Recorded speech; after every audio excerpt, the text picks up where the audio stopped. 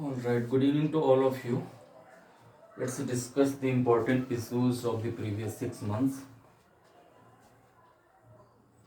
And the very first one is related to a very controversial personality because he has been awarded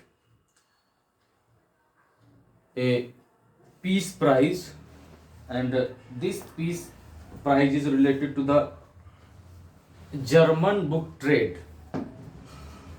German book trade peace prize for the German book trade 2023.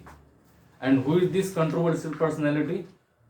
Mr. Salman Rushdie, who is famous for writing The Midnight Children and a very controversial novel called Satanic Verses, after which he was tried many more number of times by his opponents for assassination, but somehow he was saved.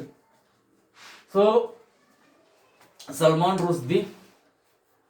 Now let's discuss again, and this time it is the fourth pillar of Indian democracy, which is nowadays, I would say, has become very weak. And I can convince you by citing the example or report released by reporters without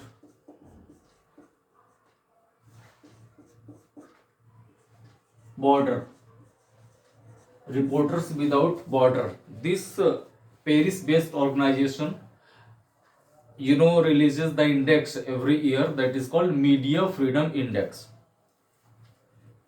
And this Reporters Without Border this year has evaluated 180 countries across the globe. As media is highly significant for any democratic country, and if the health of media is not good, then you can understand. So, as far as India is concerned, because the top country who is leading this index is known to everybody, and that is Norway.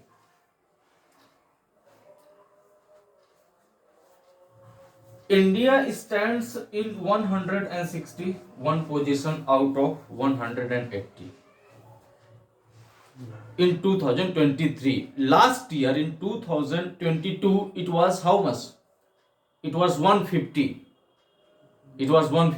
And before that it was even less than 150. So you can see the trend where the media of Indian democracy is heading. And 161 out of 180, you can very easily understand, we are experiencing the Amrit Kal. So in this Amrit Kal, this is the condition of the fourth pillar of the Indian democracy.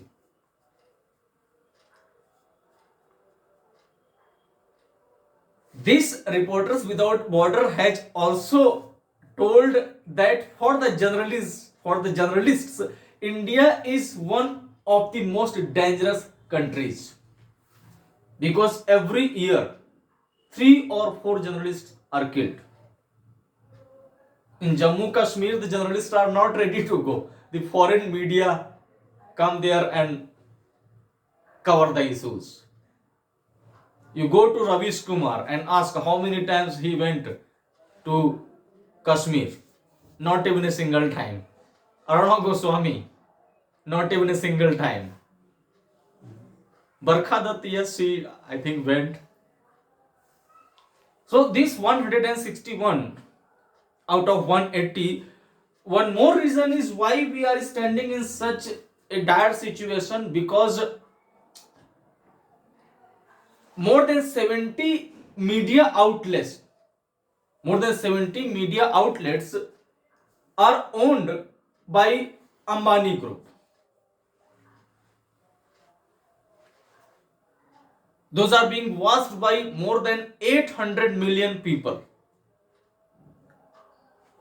And you know what kind of close relationship is visible or is between the Prime Minister of India and this Amani. He is the personal friend of Mr. Prime Minister.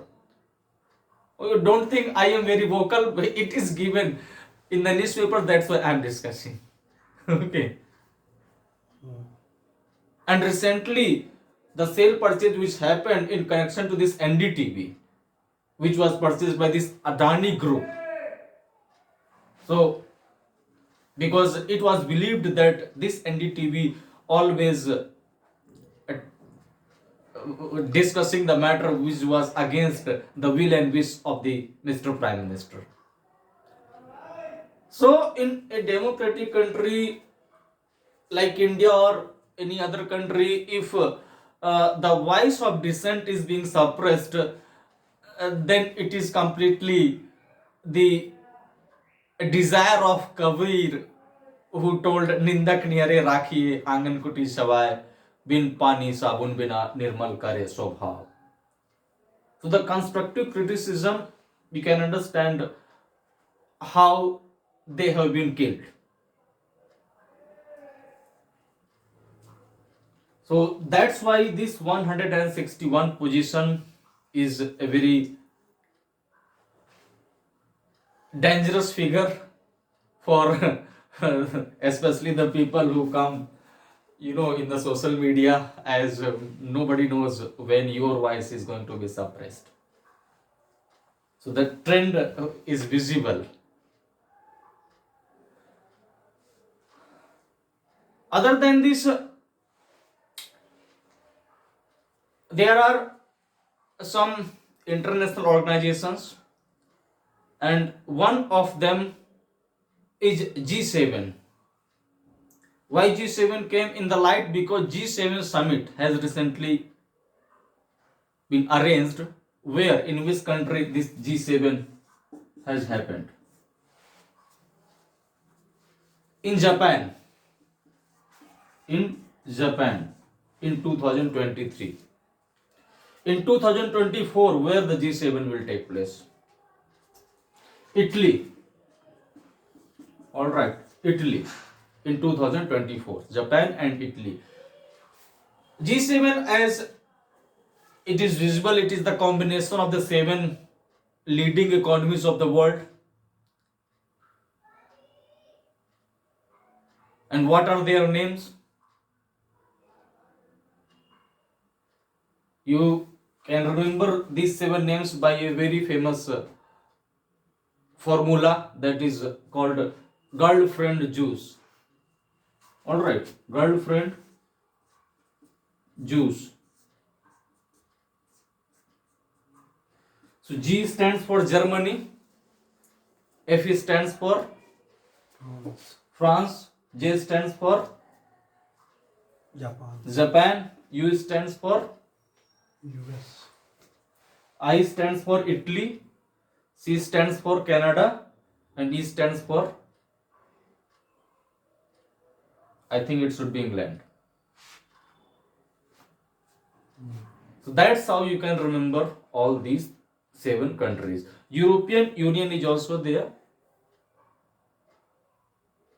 And the objective of this G7 is the same. This time they discussed about the Ukraine issue, Russia-Ukraine issue, as this development is related to the month of, I think, this July.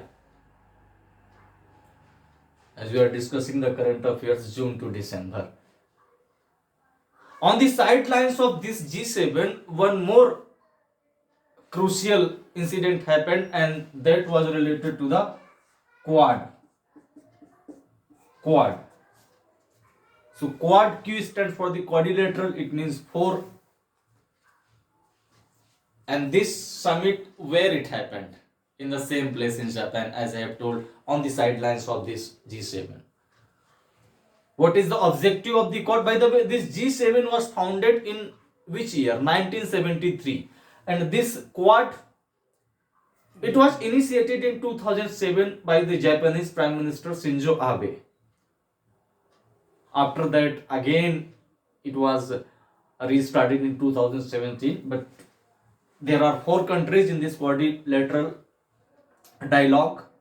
The objective of this quadrilateral dialogue is they want to develop the rule of law in the Indo-Pacific region. The rule of law must prevail in that region. So the important thing for our exam is again the which are those 4 countries which form this Quad organization. So America is there.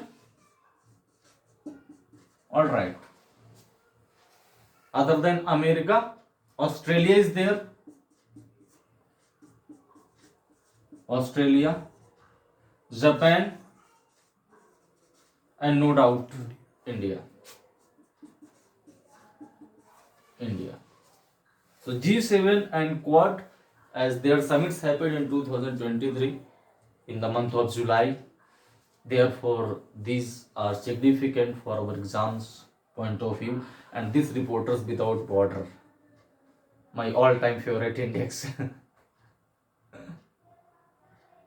So let's hope when this 161 going in the downward direction and we are coming very close to the countries like Norway.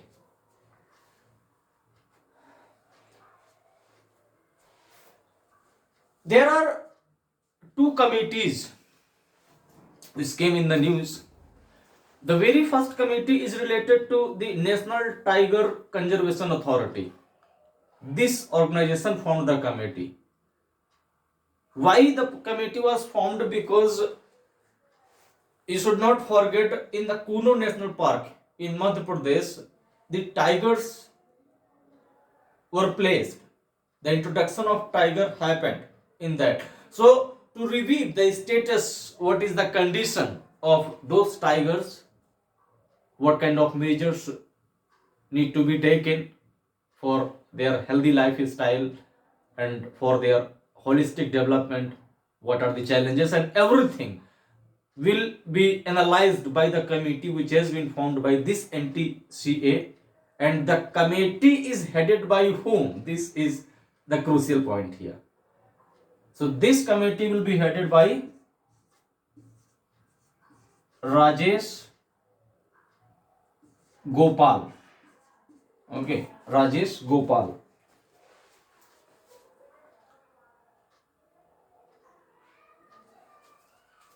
The next committee is related to the somehow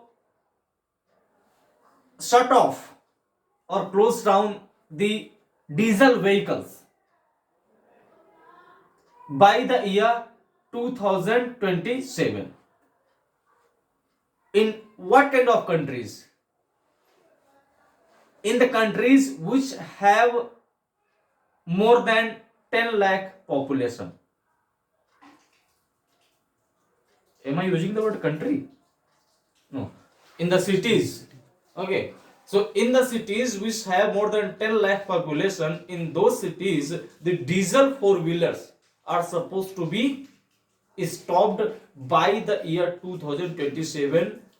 And the committee which is working on it, that committee is being headed by Tarun, and one suffix is also there, but if you are remembering only the Tarun, that will also be sufficient. So Mr. Tarun will head, or he has started heading this committee, and let's see, what the matter is being disclosed.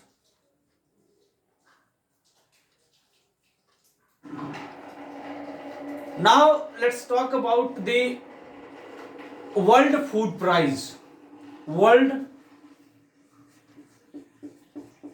Food Prize 2023. And this World Food Prize is equivalent to the Nobel. This was initiated in 1986, and the very first person who got this award, his name was M.S. Swaminathan. M.S. Swaminathan, the father of, Indian Green Revolution. yes, Green Revolution. And in the world, who was the father? Norman Borlaug. Norman Borlaug. So the idea of this World Food Prize was given by Norman Borlaug, as these two people, they were contemporary, the Norman Borlaug and this M.S. Swaminathan, who introduced the Mexican variety of the wheat. But the first person was M.S. Swaminathan, but who is the person who has been awarded by this World Food Prize in 2023? And this time the person belongs to USA, and her name is Howdy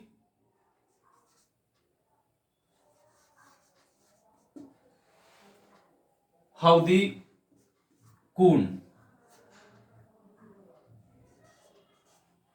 Howdy Kuhn from USA has been awarded World Food Prize 2023. Clear?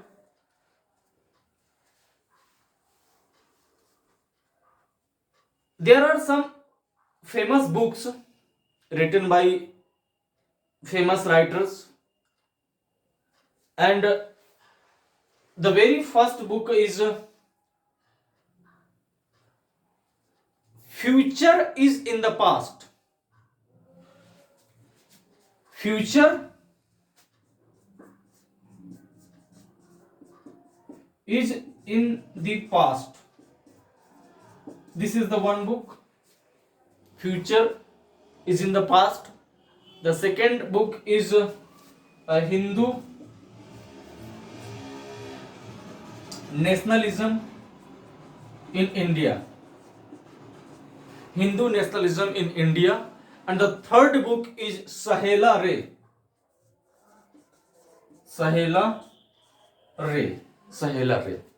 These three books.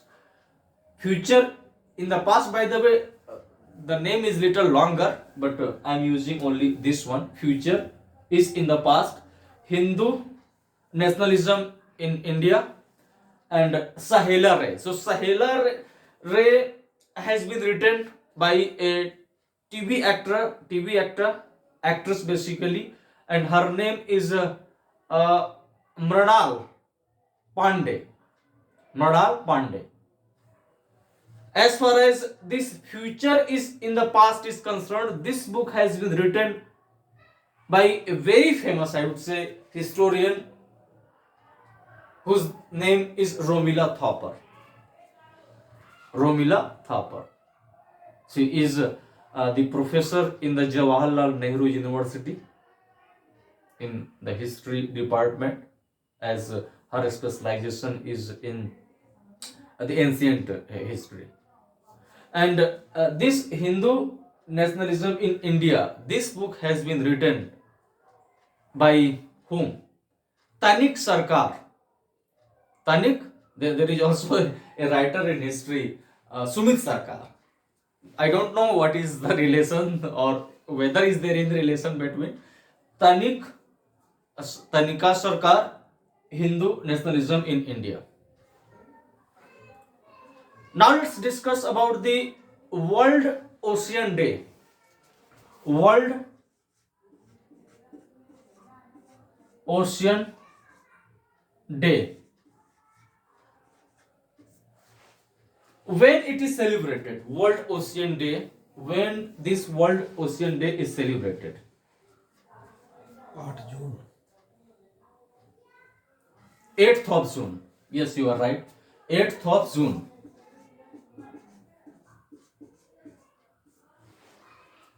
But one more important thing is, what is the theme of this 8th June? What is the theme? So the theme is the planet oceans changing tides. The planet oceans changing tides. I'm repeating it again. The planet oceans changing tide. And what is the objective of this World Ocean Day? The objective is very simple, that we want to create an awareness among the masses so that they could understand the significance of the ocean, as oceans are responsible for bringing